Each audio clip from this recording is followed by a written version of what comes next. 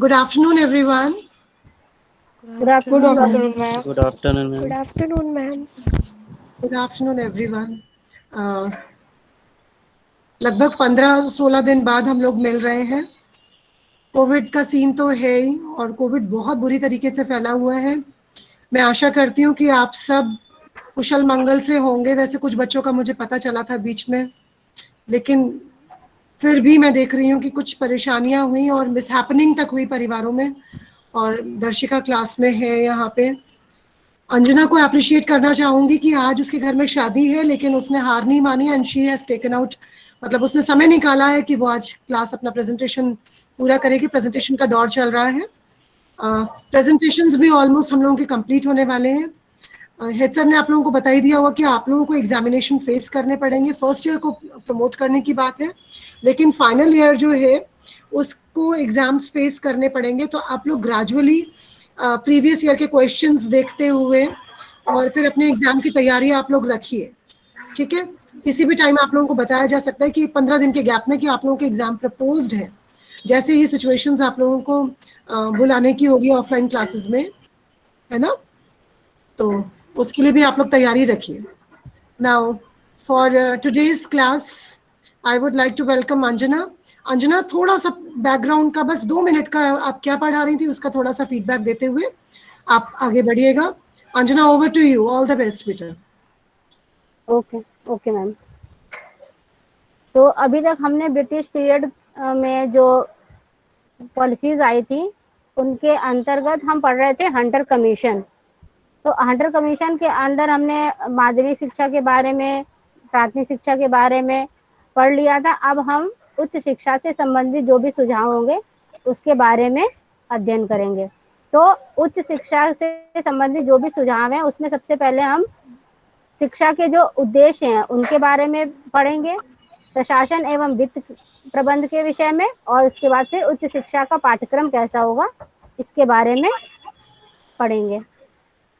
सबसे पहले हम पढ़ेंगे उच्च शिक्षा के उद्देश्य। तो उच्च शिक्षा के क्या उद्देश्य होने चाहिए उस पीरियड में, हंटर कमीशन जब आया था उस समय में, तो ये बोला जा रहा था कि जो व्यक्ति थे तो उच्च शिक्षा लेने के लिए इतने सक्षम सभी नहीं हो पा रहे थे। तो यही बोला गया था कि जो भी व्यक्ति हो उनको उनकी जो विशिष्ट उनके अंदर जो विशिष्ट योग्यताएं हैं उनका विकास किया जाए। जो भी व्यक्ति हैं, जैसे जो इंजीनियर बनना चाहता है या डॉक्टर बनना चाहता है या नॉर्मल कोई भी अपना रोजगार करना चाहता है, तो उनमें ऐसी योग्यता लाई जाए कि वो उसमें आगे बढ़ सकें और अपना विकास कर सकें। ये उच्च शिक्षा का उद्देश्य था। इसके बाद है विभिन्न विषयों का गहन अध्ययन एवं उच्च ज्ञान प्राप्त करना। जो भी प्रोफेशनल लाइन में, जैसे टीचिंग लाइन में जो भी जाना चाहते थे, तो और जो इसके आगे और हायर एजुकेशन के लिए आगे जाना चाहते थे, उनके लिए बोला गया कि जो एक विषय वो चूज करते हैं, उस जो एक विषय को चूज करते हैं उस विषय में उनको गहन अध्ययन करना चाहिए और उस गहन अध्ययन के साथ उन्हें उच्च ज्ञान की प्राप्ति करनी चाहिए। नेक्स्ट है हमारा व्यावसायिक विषयों में उच्च कोटि की विशेषज्ञता अर्जित करना। जैसे अभी हमने बताया इंजीनियरिंग या डॉक्टर या जो भी किसी फील्ड में कोई व्यक्ति आगे जाना चाहता है, तो वो हाई हाई क्वालिटी की उसमें विशेष योग्यता उसको उसमें प्राप्त होनी चाहिए। ऐसे उद्देश्य को निर्धारित किया गया। उसके बाद है नॉर्मली जो भी हम बताया जाता है कि उस व्यक्ति जब शिक्षा ले रहा है तो शिक्षा के साथ साथ उसमें नैतिक और उसका चारित्रिक विकास भी होना चाहिए। जो भी व्यक्ति है कोई काम कर रहा है तो काम के साथ साथ उसका नैतिक और चारित्रिक विकास भी होना जरूरी है। ये उच्च शिक्षा के उद्देश्यों के अंतर्गत बताया गया। नेक्स्ट है हमारा प्रशासन एवं वित्त प्रबंध, कि जो उच्च शिक्षा होगी वो कैसी होगी और किन के अंडर में होगी, कैसे संचालित होगी, इसके बारे में बताया गया। और उसका जो भी संचालित करने के लिए जो भी प्रोग्राम चलाए जाएंगे और जो भी फंड होगा वो कहाँ से आएगा, ये सारी चीजें इसमें बताई गई कि प्रशासन और वित्त प्रबंध लगभग पूरी तरीके से जो होगा तो व्यक्तिगत संस्थानों पे छोड़ दिया गया, क्योंकि उस समय पे उच्च शिक्षा में सरकार इतना अपना योगदान नहीं दे रही थी। प्राथमिक शिक्षा के विषय में ही ज्यादा जोर दे रही थी कि मतलब पहले लोग प्राथमिक शिक्षा के लिए मतलब आगे बढ़े, फिर उसके बाद वो हायर के लिए सोचेंगे। तो इसीलिए जो हायर एजुकेशन थी वो व्यक्तिगत रूप से मतलब कि प्राइवेट संस्थानों के ऊपर छोड़ दिया गया था। जो भी प्राइवेट संस्थान है उनको उच्च शिक्षा देना चाहते हैं वो उन्हीं के ऊपर छोड़ दिया गया कि वो कैसी वित्तीय व्यवस्था रखेंगे, किस तरीके से काम करेंगे, ये सारी चीजें प्राइवेट इंस्टीट्यूट पर छोड़ दी गई। लेकिन कुछ जो अनुदान थे, अनुदान के माध्यम से भी जो इंस्टीट्यूट थे वो चल रहे थे। तो कॉलेजों को आर्थिक सहायता देने के लिए जो सहायता अनुदान की आवश्यकता थी वो बीच बीच में सरकार उनको आर्थिक सहायता प्रदान करती थी। नेक्स्ट है हमारा उच्च शिक्षा का पाठ्यक्रम। अब पाठ्यक्रम कैसा होना चाहिए?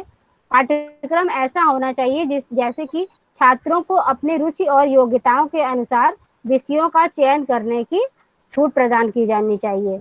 उच्च शिक्षा के पाठ्यक्रम में अब जो प्राथमिक और माध्यमिक था तो उसमें जो विषय थे कुछ विषय अनिवार्य थे, लेकिन उच्च शिक्षा के जो भी विषय थे उसमें छात्रों को विषय चुनने की स्वतंत्रता थी। वो जिस विषय में भी, जिस फील्ड में भी जाना चाहते हैं और जिस विषय को चुनना चाहते हैं उसमें उनको छूट थी कि वो कोई भी विषय लेके आगे अपनी उच्च शिक्षा की प्राप्ति कर सकते हैं।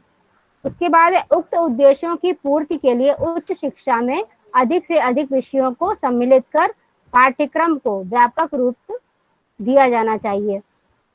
इसमें बताया गया कि जो भी शिक्षा कोई ले रहा है, उच्च शिक्षा में कोई भी विषय उसने चुना है, तो सतही तौर पर वो उस पाठ्यक्रम में हिस्सा ना, मतलब उस सतही तौर पर वो अपने विषय का अध्ययन ना करे, बल्कि उसका गहन अध्ययन, पूरा उसका गुण रूप से अध्ययन करके उस जो विषय, एक विषय वो चुने, उसमें पारंगत हो जाए। ऐसे उद्देश्यों की पूर्ति के लिए उच्च शिक्षा में पाठ्यक्रम को सम्मिलित किया गया। नेक्स्ट है हमारा छात्रों को उच्च कोटि के ज्ञान के साथ साथ धर्म, मानवता और नैतिकता का ज्ञान भी कराया जाना चाहिए।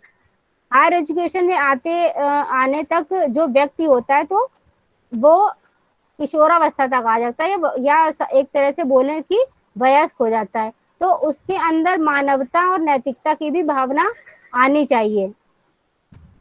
जब तक मानवता और नैतिकता की भावना नहीं आएगी तो वो दूसरे व्यक्ति के प्रति सही भावना से नहीं देख पाए, क्योंकि उस समय जो ऐसा टाइम था, उस समय जो व्यक्तियों में बहुत भेदभाव था, तो उस भेदभाव को दूर करने के लिए उच्च शिक्षा के माध्यम से बताया गया कि उनमें मानवता और नैतिकता की भावना लोगों में विकसित हो।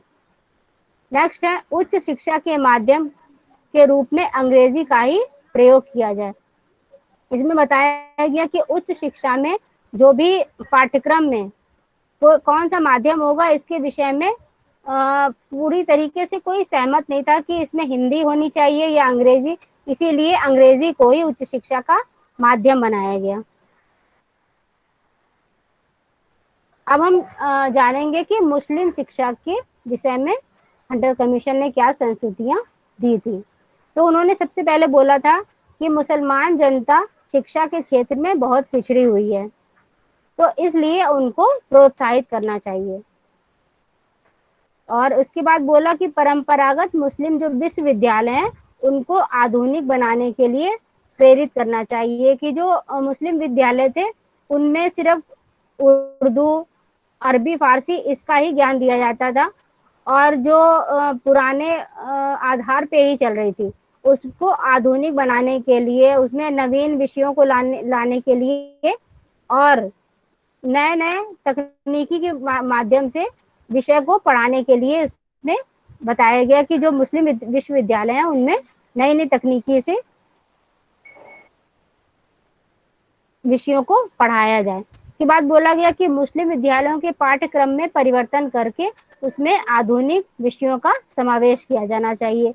यही जैसे अभी हमने बताया कि सिर्फ उर्दू, अरबी, फारसी के माध्यम से ही पढ़ाई होती थी, तो उसमें बोला गया कि और भी आधुनिक विषयों को का समावेश करके उसमें जो मुस्लिम विद्यालय हैं उनके पाठ्यक्रम में परिवर्तन किया जाए। इसके बाद मुस्लिम शिक्षा के प्रसार के लिए अधिक विद्यालय खोले जाने चाहिए और व्यक्तिगत स्तर पर ऐसा करने वालों को उन्हें उत्साहवर्धन देना चाहिए। जो भी व्यक्ति शिक्षा के क्षेत्र में काम कर रहे हैं उनको प्रोत्साहित किया जाना चाहिए, उन्हें उत्साहित करना चाहिए कि जो भी वो काम कर रहे हैं वो हाँ अच्छा कर रहे हैं, उन्हें प्रोत्साहित किया जाना चाहिए जिस तरीके से वो शिक्षा का और प्रसार प्रसार कर सकें। हिंदुस्तानी और फारसी भाषाओं को माध्यम बनाना चाहिए। मतलब इसमें बताया गया कि फारसी तो भाषा का माध्यम था ही उस समय पे, उर्दू और भी, तो फारसी और जो भारत की भाषा है, हिंदी भाषा या संस्कृत भाषा, उसको भी उसमें पढ़ाया जाना चाहिए। हिंदुस्तानी जो भी भाषा थी उसको भी उसमें भाषा का माध्यम बनाना चाहिए और जिसकी रुचि हो वो उस विषय में शिक्षा ले सकता है। क्योंकि बताया जाता है कि बहुत से जो मुस्लिम लोग थे उन्होंने भी हिंदी और संस्कृत के विषय को चुन के उसमें पारंगत हासिल की। तो ये सारी चीजें बताया गया कि सभी विषयों का उसमें समावेश होना चाहिए। नेक्स्ट बताया गया कि छात्रों को विशेष छात्रवृत्ति दी जानी चाहिए जिससे वो शिक्षा के लिए प्रेरित हो सके। नेक्स्ट है नॉर्मल विद्यालयों में मुस्लिम अध्यापकों को प्रशिक्षण प्राप्त करने के लिए प्रोत्साहित किया जाना चाहिए। जो वहाँ के मौलवी थे उन्हीं के माध्यम से ही जो विद्यालय थे वो संचालित किए जा रहे थे। तो बताया गया कि जो ट्रेनिंग स्कूल्स हैं उनमें ट्रेनिंग लेके जो टीचर प्रशिक्षित होंगे तो वो जब विद्यालय में पढ़ाएंगे तो ज़्यादा अच्छे से बच्चों को पढ़ा पाएंगे। इसीलिए नॉर्मल विद्यालयों में उनको प्रशिक्षण लेना चाहिए और प्रशिक्षण के लिए उनको प्रोत्साहित करना चाहिए जिससे वो नई नई तकनीकी के माध्यम से प्रशिक्षण प्राप्त करके और अच्छे से बच्चों को पढ़ा सकें। नेक्स्ट है शिक्षा की प्रगति का अलग से अभिलेख बनाकर उनकी व्याख्या की जानी चाहिए। इसमें बताया गया कि जो भी विषय पढ़ाए जा रहे हैं उन विषयों में और नई चीजें क्या की जा सकती हैं। तो पुरानी जो भी चीजें चली आ रही हैं उनके अभिलेखों को देख के शिक्षा में और नई नई किस तरीके से प्रगति की जा रही है उन प्रगति को भी उसमें शामिल करना चाहिए, उसकी व्याख्या करनी चाहिए जिससे लोग जान सके कि हमारी जो भी शिक्षा व्यवस्था है उसमें कितनी प्रगति हुई है और हमें आगे और क्या प्रगति करनी चाहिए। नेक्स्ट है जनता को अंग्रेजी पद्धति की आधुनिक शिक्षा प्रणाली से परिचित कराया जाना चाहिए। ये तो मतलब बताया जाता है कि मातृभाषा में तो शिक्षा देनी ही चाहिए। मातृभाषा में शिक्षा देना ठीक है लेकिन उस समय की जो भाषा थी या आज के समय की आधुनिक जो भी भाषा है तो उसमें अंग्रेजी को एक महत्वपूर्ण भाषा के विषय में जाना जाता है। तो बताया गया कि मुस्लिम जो विद्यालय हैं उसमें अरबी फारसी तो पढ़ाई जा रही है, साथ में अंग्रेजी जो पद्धति है, अंग्रेजी पद्धति से जो भी शिक्षा दी जा रही है उस शिक्षा को प्रोत्साहित किया जाना चाहिए और उसी के माध्यम से बच्चों को पढ़ाया जाना चाहिए। नेक्स्ट है शिक्षा के स्तर को ऊंचा उठाने के लिए हर संभव प्रयास किए जाने चाहिए तथा उनके लिए अधिक से अधिक आर्थिक सहायता भी दी जानी चाहिए। बच्चों को जैसे कि वहाँ पे पढ़ाए जाते थे, मदरसों में ही स्कूल चलते थे, मस्जिदों में ही स्कूल चलते थे, तो मस्जिद और मदरसों में बैठने की व्यवस्था अच्छे से नहीं हो पाती थी और ना टीचर उतने अच्छे से थे, ना ब्लैक बोर्ड की व्यवस्था थी। तो ये सारी चीज़ें बच्चों को व्यवस्था की जानी चाहिए, बुक्स प्रोवाइड करानी चाहिए जिससे कि शिक्षा के स्तर को ऊंचा उठाया जा सके।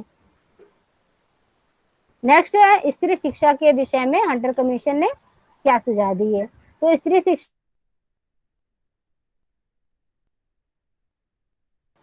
पर्याप्त संख्या में बालिका विद्यालय खोले जाने चाहिए।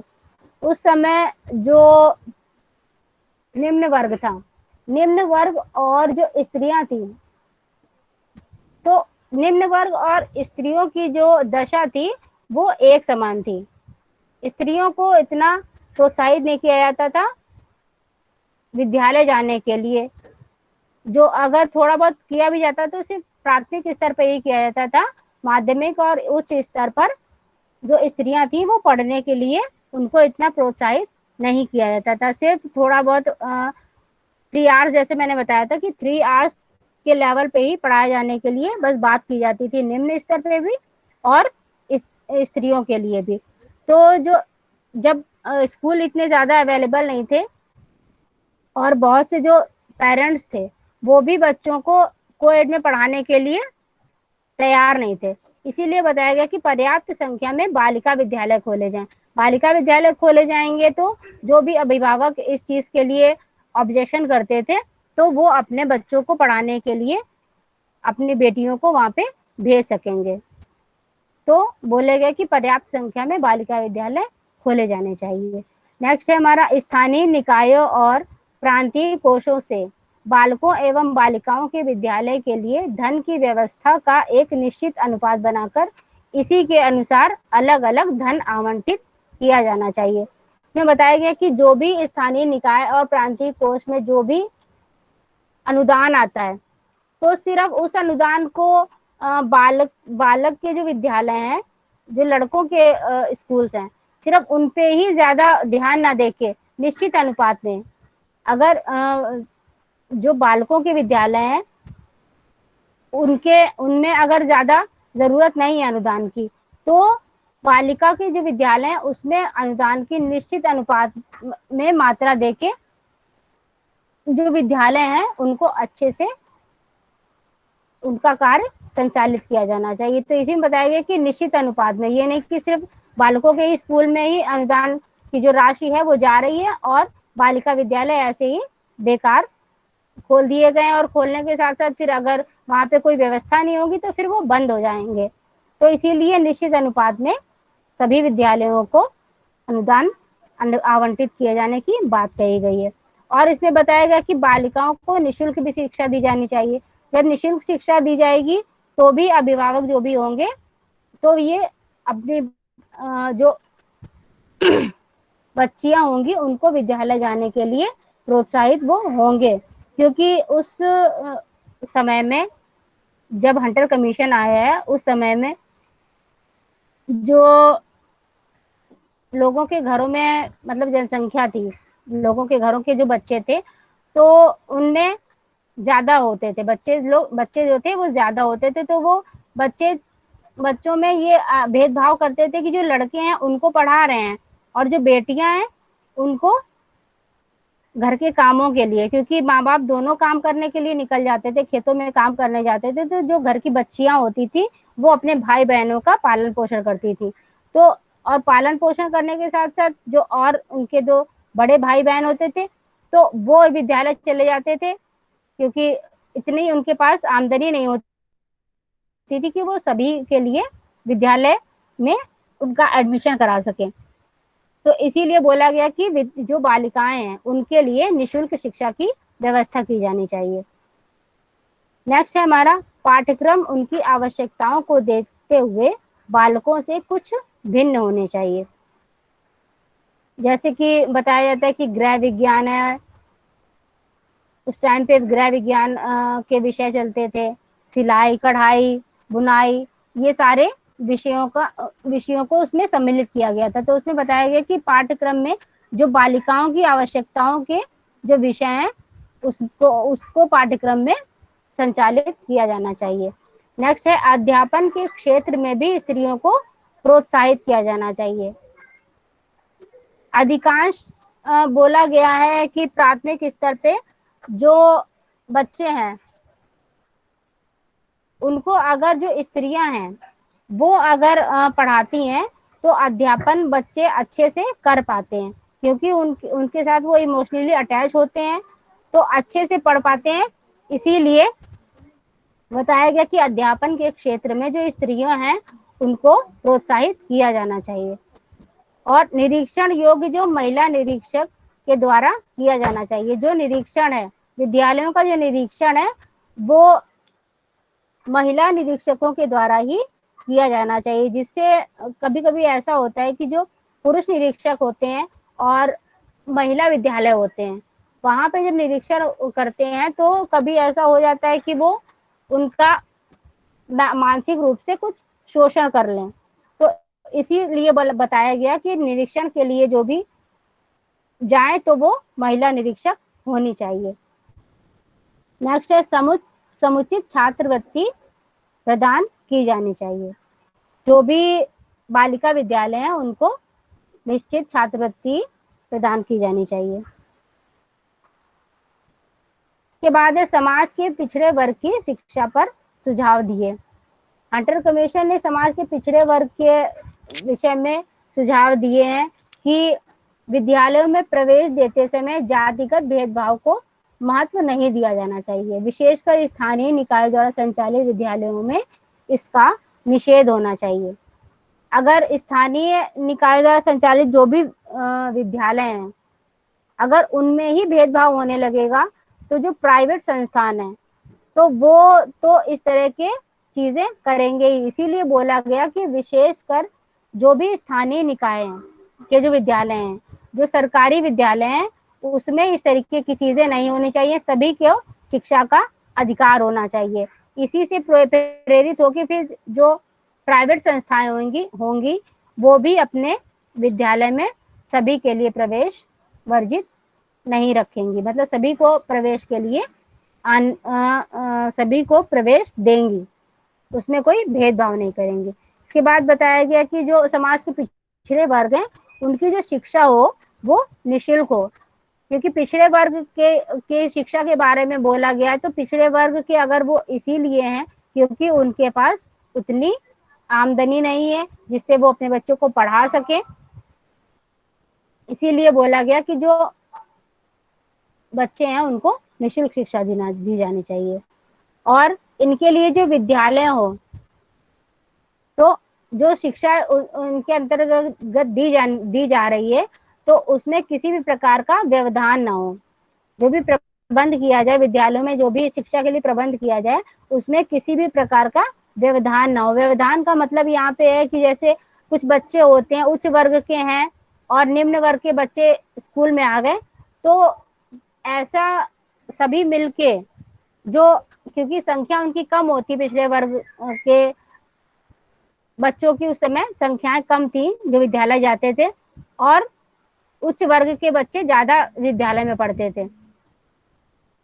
तो ऐसा होता था कभी कभी वो इतना परेशान कर देते थे उन बच्चों को कि फिर वो दूसरे दिन वो स्कूल जाते ही नहीं थे। तो विद्यालय में ऐसे प्रबंध करने चाहिए कि अगर कोई शिक्षा ले रहा है तो उनकी शिक्षा में कोई भी व्यवधान ना हो। वो जैसे सभी पढ़ रहे हैं उसी तरीके से पिछड़े वर्ग के जो भी लोग हैं, जो भी बच्चे हैं, वो भी उसमें आराम से पढ़ सकें। और इसके लिए विशेष साथियों की व्यवस्था, मतलब उनके साथ साथ जो भी उनके साथी हैं उनको, मतलब साथ में ही शिक्षा प्रदान जब की जा रही है तो उन्हें बताया जाए कि सभी एक समान है। जो भी हैं उच्च वर्ग के जो बच्चे हैं या निम्न वर्ग के बच्चे हैं, सभी एक समान है, तो सभी को साथ में बैठ के साथ में ही शिक्षा लेनी चाहिए, ऐसी व्यवस्था की जाए। के बाद है पिछड़े क्षेत्रों की शिक्षा पर सुझाव। पिछड़े क्षेत्रों का मतलब यहाँ से है कि जैसे आदिवासी लोग हैं या बहुत ही पिछड़े क्षेत्रों में जो भी रह रहे हैं लोग, पहाड़ी क्षेत्रों में रह रहे हैं या आदिवासी लोग हैं, उनके विषय में शिक्षा के विषय में बताया गया कि उनको किस तरीके की शिक्षा देनी चाहिए जिससे वो समाज से जुड़ सकें। तो इसमें बताया गया कि देश के जो भी पिछड़े क्षेत्र हैं उसमें सरकार को विद्यालय स्थापित करने चाहिए। सबसे पहले तो विद्यालय स्थापित किए जाएं। ये विद्यालय जब स्थापित किए जाएंगे तभी वहां के लोग वहां पे पढ़ सकेंगे। शहरी क्षेत्रों में आने को तो आ सकते हैं, बहुत लोग आके पढ़ सकते हैं, लेकिन उनको आने में इतनी परेशानी होती है कि वो बीच में ही विद्यालय छोड़ देते हैं। बीच बीच में कभी मौसम की वजह से या रास्तों की वजह से ऐसी व्यवधान आ जाते हैं कि वो बीच में ही पढ़ाई छोड़ देते हैं। तो पिछड़े क्षेत्रों में ही जब विद्यालय खुल जाएंगे तो ऐसी चीजें नहीं हो पाएंगी, तो वहां पे विद्यालय खोले जाना चाहिए और ऐसे लोगों का उत्साहवर्धन किया जाना चाहिए जो इन क्षेत्रों में विद्यालय चलाने के लिए इच्छुक होते हैं। जैसे समाज के कुछ लोग हैं, समाज सेवक हैं, तो वो चाहते हैं कि पिछड़े क्षेत्र के जो लोग हैं वो आगे बढ़ सकें। तो सरकार को चाहिए कि सरकार उन लोगों की मदद कर सके और उनको उत्साहित कर सके ऐसे क्षेत्रों में विद्यालय खोलने के लिए, और उनको सहायता भी दे सके। फिर यहाँ पे किसी भी प्रकार की शुल्क न लिया जाए। शिक्षा का जो भी शुल्क है वो उनको किसी भी प्रकार का न लिया जाए, जिससे कि वो शिक्षा के लिए प्रेरित हो सके। और इन स्थानों पर जो छात्र हैं उनको अधिक से अधिक छात्रवृत्ति भी दी जाए, छात्रवृत्ति दी जाए जिससे वो किताबों का इंतजाम कर सकें, किताबें लेके पढ़ सकें। तो छात्रवृत्ति भी मिले जिससे वो शिक्षा के लिए आगे प्रेरित हो सकें। और जो शिक्षा का माध्यम हो वो स्थानीय भाषा में हो। जो पिछड़े क्षेत्र के लोग हैं, जब उनकी स्थानीय भाषा में उनको शिक्षा दी जाएगी तो वो शिक्षा के बारे में अच्छे से समझ पाएंगे, विषयों के बारे में अच्छे से समझ पाएंगे, अच्छे से ज्ञान प्राप्त कर पाएंगे। तो जो शिक्षा का माध्यम है वो उनकी स्थानीय भाषा में ही होना चाहिए। और इनका पाठ्यक्रम जो है वो स्थानीय आवश्यकता और संसाधनों के अनुरूप हो। तो पाठ्यक्रम ऐसा होना चाहिए जो उनकी जरूरत के अनुसार हो। ऐसे विषय पाठ्यक्रम में ना हो जो उनके लिए जरूरी भी ना हो और वो विषय उसमें सम्मिलित हो। आदिवासियों की शिक्षा के लिए विशेष व्यवस्था की जानी चाहिए। और आदिवासी और पहाड़ियों को इस प्रकार की व्यवहारिक और जीवन उपयोगी शिक्षा दी जानी चाहिए जिससे यह विकसित समाज के साथ घुल मिल सकें और अपने जीवन स्तर में सुधार ला सकें। साथ ही साथ वहाँ के जो निवासी हैं उनको शिक्षण कार्य के लिए भी प्रेरित किया जाना चाहिए। जब वहीं के लोग अपने साथियों को पढ़ाएंगे तो ऐसा मतलब माना जाता है कि जब साथ के लोगों को पढ़ाते हैं तो लोग पढ़ने में अच्छे से उसमें मतलब रुचि लेते हैं, क्योंकि उनको पता है कि किस तरीके से उनको पढ़ाना है, बताना है, सारी चीजें वो अच्छे से जानते हैं क्योंकि वो उनके साथ में ही रहते हैं। तो जो शिक्षण कार्य हो तो वहीं के क्षेत्रों के जो निवासी हैं उन्हीं के द्वारा ही शिक्षण कार्य किया जाना चाहिए। नेक्स्ट है धार्मिक शिक्षा के संबंध में सुझाव। अब धार्मिक शिक्षा के संबंध में सुझाव बताया गया कि जैसे सामान्य धार्मिक शिक्षा थी, उस समय दो तरह की धार्मिक शिक्षा चल रही थी। सामान्य धार्मिक शिक्षा में चल रहे थे जैसे मकतब मदरसों में शिक्षाएं चल रही थी और मंदिरों में चल रही थी, इस तरह की शिक्षा भी चल रही थी धार्मिक।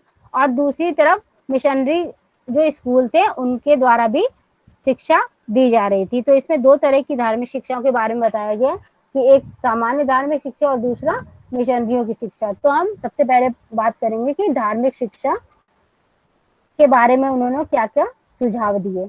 तो सामान्य धार्मिक शिक्षा के बारे में उन्होंने सुझाव दिए कि सरकार द्वारा संचालित विद्यालयों में किसी प्रकार की धार्मिक शिक्षा नहीं दी जानी चाहिए। और यह बात जो है वो मिशनरी स्कूलों पर भी लागू होती है।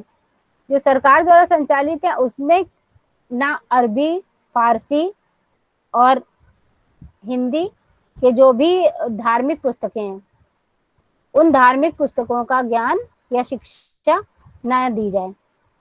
जो भी प्राइवेट संस्थान है, जो भी व्यक्तिगत संस्थान है, वहां से अगर कोई शिक्षा लेना चाहता है तो वो स्कूल के बाद वहां पे जाके शिक्षा ले सकता है। लेकिन जो सरकार के द्वारा संचालित स्कूल हैं वहां पे धार्मिक शिक्षा के बारे में कोई सुझाव नहीं दिया गया।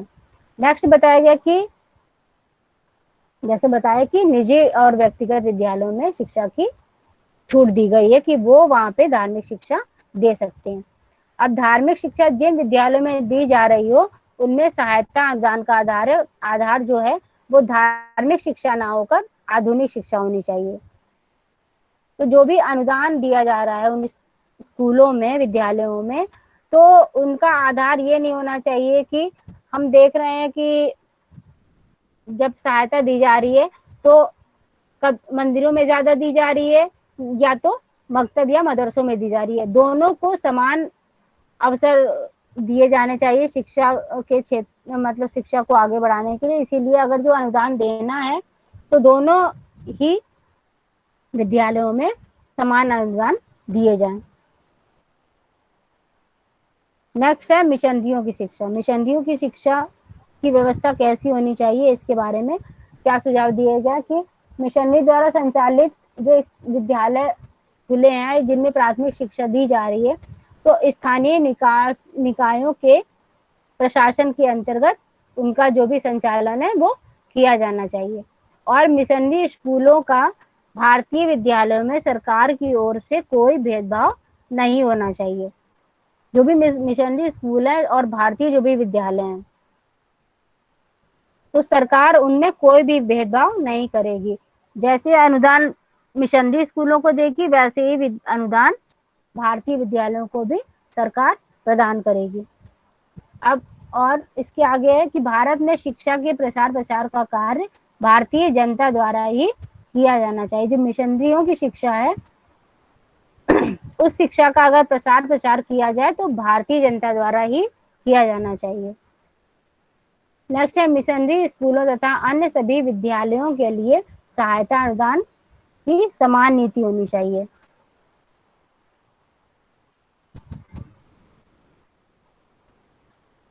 हंटर आयोग के विषय में हमने सारी चीजें जान ली। उसकी प्राथमिक स्तर, प्राथमिक शिक्षा के बारे में जान लिया, माध्यमिक शिक्षा के बारे में जान लिया, उच्च शिक्षा के बारे में, और सभी क्षेत्रों में कैसी शिक्षा के सुझाव दिए गए, वो सारी शिक्षा के विषय में हमने जान लिया। अब हम जो हंटर आयोग ने जो भी संस्तुतियां दी हैं उसका मूल्यांकन करेंगे। तो मूल्यांकन के अंतर्गत सबसे पहले हम देखेंगे कि हंटर आयोग ने जो भी संस्तुतियां दी उसके क्या गुण थे। तो गुण में हम देखेंगे कि जो उन्होंने बताया कि वुड घोषणा पत्र में कोई विषय परिवर्तन ना करते हुए उसे भारत में शिक्षा के प्रसार प्रचार के लिए उपयुक्त बताया गया। कि जो भी वुड की घोषणा पत्र के जो भी सुझाव आए थे वो भारत की शिक्षा के लिए उपयुक्त थे, उसमें ज्यादा कोई परिवर्तन नहीं किया गया। और उन्होंने बताया कि वुड के घोषणा पत्र के अधूरे और ठीक प्रकार से क्रियान्वित न हो पाने वाले कार्यों को आगे बढ़ाने में हंटर कमीशन जो था उसने महत्वपूर्ण भूमिका निभाई। वुड के घोषणा पत्र में बहुत सी चीजें सम्मिलित की गई। उन सम्मिलित तो सभी बहुत सी चीजें की गई, लेकिन उसमें कुछ चीजें पूरी हो पाई थी और कुछ चीजें जब बताया गया कि उस समय स्वतंत्रता संग्राम शुरू हो गया था तो बहुत सी चीजें जो वुड घोषणा पत्र में दी गई थी वो संचालित नहीं हो पाई थी, और जो वो किसी में कुछ अच्छे प्रकार से संचालित नहीं हो पाई थी, तो उन चीजों को उसमें बताया गया कि वो ठीक प्रकार से क्रियान्वित करने की इसमें बात की गई। नेक्स्ट है सभी धर्मों को समान भाव से देखना तथा शिक्षा में धर्म को न आने देना आदि प्रावधानों से इस आयोग ने एक महान सराहनीय एवं साहसिक कार्य किया है, क्योंकि इसमें दोनों शिक्षा के लिए के बारे में भी सुझाव दिए गए और भारतीय जो धार्मिक शिक्षा है उसके विषय में भी सुझाव दिए गए कि कौन किस तरीके से शिक्षा के विषय में कार्य करेगा, सभी के बारे में बताया गया। नेक्स्ट है शिक्षा का प्रशासन एवं उत्तरदायित्व स्थानीय निकायों पर डाला गया, जिससे कि जो भी शिक्षा है वो स्थानीय निकायों के द्वारा जो संचालित की जाएगी तो विद्यालय अच्छे से संचालित हो पाएंगे। ये भी इसका एक गुण है। के बाद बताया गया कि शिक्षा के लगभग सभी पक्षों पर इसमें सुधारात्मक संस्तुतियां दी गई। हमने आपको अभी बताया कि यहाँ पे कितनी संस्तुतियां सबके बारे में दी गई, मुस्लिम शिक्षा के बारे में, स्त्री शिक्षा के बारे में, पिछड़े वर्ग की शिक्षा के बारे में, पिछड़े क्षेत्रों के बारे में, सभी के विषय में हर पक्ष को लेके इसमें संस्तुतियां दी गई हैं। के बाद सहायता अनुदान व्यवस्था को इसमें और अधिक उदार और जन सामान्य के लिए लाभदायक रूप बताया गया। और शिक्षा के प्रति लगाव उत्पन्न करने के लिए पर्याप्त संख्या में छात्रवृत्तियों की व्यवस्था की गई और निःशुल्क शिक्षा का भी प्रबंध किया गया। इसके बाद हम देखेंगे कि कोई भी कमीशन आता है में बहुत से लोग जो शिक्षाविद होते हैं उसमें उससे जुड़े होते हैं। तो जुड़े होने के साथ साथ हम इस कमीशन में कुछ दोष को तो नहीं बता सकते हैं कि क्या दोष थे, क्योंकि इतने जो शिक्षाविद होते हैं वो सभी मिलके जो संस्तुतियां दे रहे हैं, तो उन संस्तुतियों का कुछ महत्व, क्या बहुत महत्व होता है। तो हम दोष तो नहीं कह सकते, हाँ कभी कभी कुछ कमियां रह जाती है। हर क्षेत्र के बारे में वो उतने गहराई से नहीं सोच पाते हैं, क्योंकि वो भारतीय नहीं थे और भारतीयों के बीच में उतने ज्यादा रहे नहीं थे। तो और भारतीयों के बारे में उन्होंने कमीशन बनाया भारतीयों के लिए, जो शिक्षा कमीशन बनाया, तो कुछ चीजें उसमें कमी रह गई। उन कमियों के बारे में हम जानेंगे। तो उनमें कुछ कमियां ऐसी थी कि जो भी अंग्रेजों की जो शिक्षा प्रणाली थी वो पिछड़े वर्ग को शिक्षा ग्रहण करने के लिए प्रोत्साहन नहीं देती थी, क्योंकि वो उन तक पहुंच ही नहीं पाए थे, उन लोगों तक, उन व्यक्तियों तक अभी नहीं पहुंच पाए थे जो उनके साथ काम करते थे। उच्च वर्ग के लोग ही उनके साथ काम करते थे, उनकी स्थितियों के बारे में ही जानते थे, उनकी शिक्षा के ही बारे में जानते थे, और जो पिछड़े वर्ग थे उनके विषय में उतनी उनको जानकारी प्राप्त नहीं हो पाई थी। तो जो शिक्षा की व्यवस्था थी उतने अच्छे से वो पिछड़े वर्ग के लिए संचालित नहीं कर पाए। यही बात स्त्रियों की शिक्षा पे भी हो जाती है कि वो स्त्रियों के विषय में भी उतने जानकारी नहीं प्राप्त कर सके कि जो भारत की स्त्रियां हैं उनकी दशा कैसी है, उनको किस चीज की आवश्यकता है, किस तरीके से जो बालिका विद्यालय है उसमें किस तरीके से संचालित किए जाए विद्यालय, और किनके द्वारा संचालित किए जाए, तो जो स्त्रियां होंगी उनका शोषण नहीं होगा और वो अच्छे से शिक्षा ले पाएंगी। ये सारी चीजों के बारे में हंटर आयोग ने उतनी गहराई से नहीं सोचा। इसीलिए इन सभी चीजों के बारे में इन सभी चीजों के बारे में हंटर आयोग को बताने के लिए ज्योतिबा फुले जी ने उनको एक प्रतिवेदन प्रस्तुत किया था, जिसमें उन्होंने बताया था कि उनके आयोग में क्या क्या कमियां हैं और इन कमियों को कैसे दूर किया जाता है। तो और उन्होंने बताया कि प्राथमिक शिक्षा पे उन्होंने ज्यादा ध्यान नहीं दिया। प्राथमिक शिक्षा के विषय में ही ये आयोग का गठन हुआ, लेकिन प्राथमिक शिक्षा के विषय में इतना ध्यान न देके उच्च शिक्षा के प्रसार प्रसार के बारे में सरकार ने विशेष रुचि ली। के बाद ग्रामीण क्षेत्रों में पाठशालाएं शुरू करने में सरकार की कोई विशेष रुचि नहीं थी। जो ग्रामीण क्षेत्र थे वहां पे विद्यालय उतने अच्छे से संचालित नहीं हो पा रहे थे जो शहरी क्षेत्रों में हो पा रहे थे। तो जो आयोग था उन्होंने इस क्षेत्र पे कोई अच्छे से ध्यान नहीं दिया। और अंग्रेजों की छात्रवृत्ति की प्रणाली भी जो दोषपूर्ण थी। उच्च वर्ग के जो विद्यालय, जो निजी संस्थान थे, उनको छात्रवृत्ति उतने मतलब दी जाती थी, और जो समाज के पिछड़े वर्ग थे वहां तक जो छात्रवृत्ति थी वो पहुंच नहीं पाती थी। जो उच्च वर्ग के लोग थे, जो शिक्षक वहां के थे वो भी उच्च वर्ग के थे, तो जो विद्यार्थी थे उनको छात्रवृत्ति ही दी जाती थी जो उच्च वर्ग के थे, और जो पिछड़े वर्ग के जो विद्यार्थी थे वहां पे पढ़ाई कर रहे थे, कुछ कम संख्या में थे, उनको भी छात्रवृत्ति नहीं दी जा रही थी।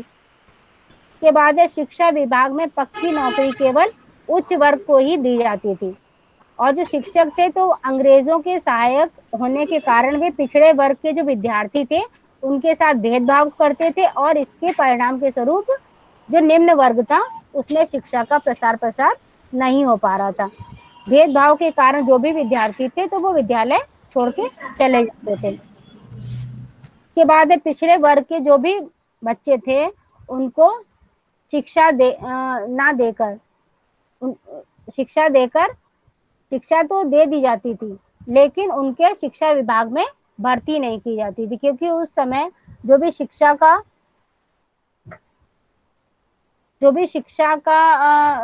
शिक्षा की जो बागडोर थी वो उच्च वर्ग के हाथों में थी। तो पिछड़े वर्ग के जो भी विद्यार्थी अगर शिक्षा ले भी लेते थे, लेकिन जो शिक्षा विभाग थे उनमें उनकी भर्तियां नहीं हो पाती थी। के बाद है अंग्रेज सरकार पिछड़े वर्ग में से फंड जमा करती थी। जो पिछड़े वर्ग के जो कुछ लोग मतलब आगे बढ़ गए थे उनसे फंड तो ले लेती थी, लेकिन फंड जो था उसको निम्न वर्ग के लिए, निम्न वर्ग की शिक्षा पर उसका उपयोग नहीं करती थी। जो भी फंड था उसको भी वो उच्च वर्ग के लोगों की शिक्षा पे व्यय करती थी।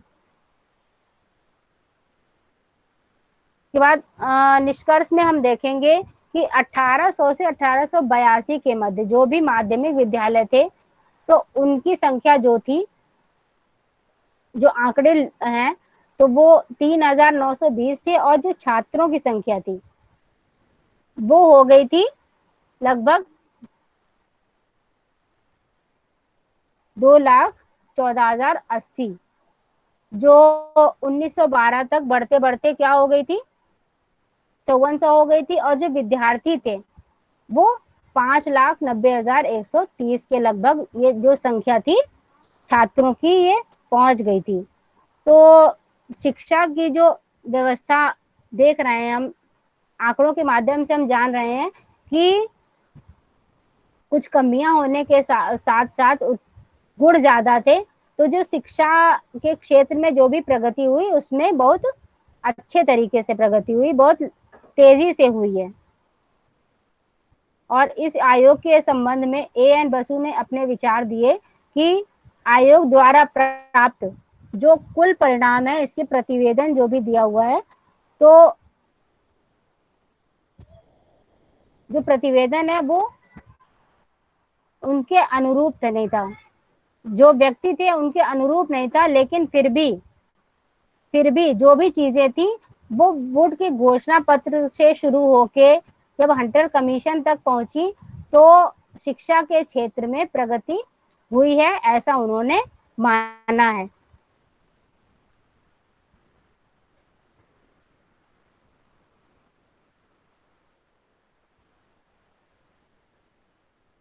इसी के साथ ही जो भी मेरा प्रेजेंटेशन था, जो भी चीजें मैंने आपको बताई हंटर कमीशन के बारे में, वो चीजें अगर आपको समझ में आई हो तो उसके लिए धन्यवाद। अन्यथा कोई क्वेरी है तो आप पूछ लीजिए। अंजना, जी जी, क्वेरीज मांग लीजिए बेटा। किसी को कोई क्वेरी हो, कोई चीज कुछ पूछनी हो। अभिषेक क्लास में है क्या? काफी कम स्टूडेंट दिख रहे हैं क्लास में, आप देखिएगा जरा। 18 स्टूडेंट दिख रहे हैं। नेहा देख लीजिएगा जरा। यस मैम, नहीं है अभिषेक सर। सबसे पहले मैं अंजना, तुम्हारा आज तुम्हारे घर में शादी है और तुमने टाइम निकाला है, इसके लिए तुम्हें बहुत अप्रिशिएट करना चाहूंगी। Very good. हमेशा यही स्पिरिट होनी चाहिए कि कोई भी ऐसी समस्या है जिसको कि आप पार पा सकते हैं तो कोशिश कीजिए कि पार पा जाए। और जी मैम, हाँ मैम मेरे घर में पूजा चल रही है। चलो चलो चलो ठीक है, आपका ज्यादा टाइम नहीं लेंगे। आपको एग्जिट की परमिशन है, आप क्लास छोड़ करके जा सकती हैं। Thank you so much. किसी ओके, को थैंक यू कोई मैम। भी क्वेरी, किसी को जी कोई भी क्वेरी अगर पूछनी है तो आप पूछ सकते हैं, मैं हूँ यहाँ पे। अदरवाइज अब नेहा आप देख लीजिएगा बेटा, किसी का रह गया है अगर प्रेजेंटेशन तो ठीक है, यस मैम, अदरवाइज रह गए मैम, मैंने अभी दो तीन आदर्श, लोग के रह गए। हाँ देख लीजिएगा आप। मैंने आदर्श को भी बोला था कि आदर्श आप एक बार प्रेजेंटेशन करेंगे। आदर्श, आपसे कहा था ना मैंने आदर्श। जी मैम। हाँ ठीक है। और मैम डेजर्टेशन अगर के लिए तुम हो लोगों जाए ने, सारे लोग उसके बाद कर देंगे, या आप बता दो उसी दिन कर देंगे। हाँ नहीं आप रेडी रखिएगा, किसी भी दिन आपको नेहा कांटेक्ट करेंगी। और जी ये बताइए कि डेजर्टेशन के रेफरेंस में आज सर से बात की आप लोगों ने, एचओडी सर से? यस मैम की सर थी, सर बोले ने बोला अभी था आप कि लोगों सब से। लोग। हाँ बताइए। आप बताइए, चलो बताइए बताइए, आप लोग बताइए, मैं कुछ नहीं बोल रही हूँ, मैं पूछ रही हूँ। मैम बात हुई है, सर बोले सुप्रिया आवाज नहीं आ रही बेटा। सुप्रिया, मैम आज बात हुई थी, यस सर ने मैम। बोला है। चलो हम एक जने से फोन पे बात कर लेंगे तो फिर पता चल जाएगा। विद मैम दिस वी ऐसा एंड बोला है टुडेज। सर ने कि सभी टीचर से बात कर लेंगे, फिर उसके बाद में बताएंगे कि क्या करना है। अच्छा अच्छा, ठीक ठीक ठीक ठीक ठीक है। Okay, with this we end today's class. Thank you everyone, students. Thank Thank you you. Ma'am. Thank you ma'am. Thank you ma'am. Okay. Okay. Thank you ma'am. Thank you, everyone.